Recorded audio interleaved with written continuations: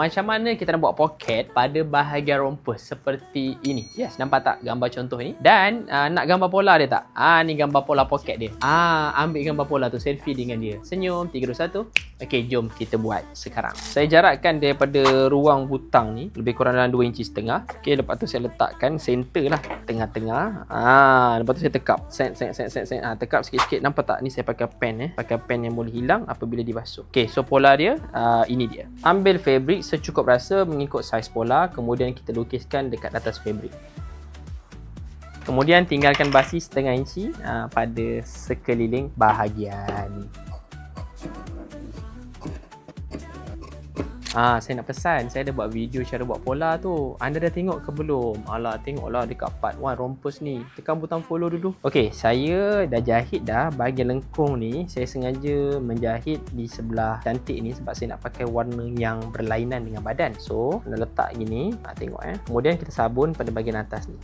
Saya nak tanya anda lah, agaknya sabun ni untuk apa ya? Cuba komen sekejap sabun ni untuk apa? Sambil saya buat kerja ni. Lepas kita sabun, kita lipatkan kita punya basi dekat design yang telah kita buat tadi. Okey, buatlah macam tu.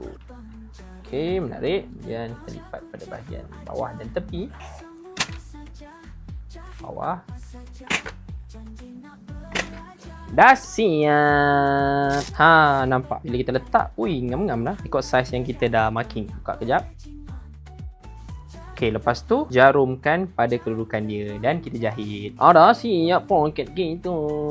Elok-elok geng. Dah siap dah baju kita ni. Alhamdulillah, saya punya rancangan untuk buat buku baju kanak-kanak ni, InsyaAllah dia akan semakin hampir lah. Kami target untuk keluarkan buku newborn 24 bulan ke bawah.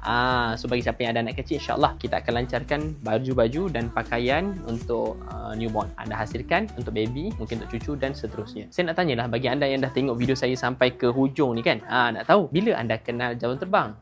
Komen boleh. Kalau anda ada komen, terima kasih banyak. Kalau belum komen, tolonglah komen tanda anda menyokong saya punya konten sampai habis. Bagi siapa yang nak tengok lagi video seterusnya, tekan butang follow dan boleh support perjuangan kami membina konten yang berkualiti dekat jam terbang ini dengan membeli barang dekat showcase.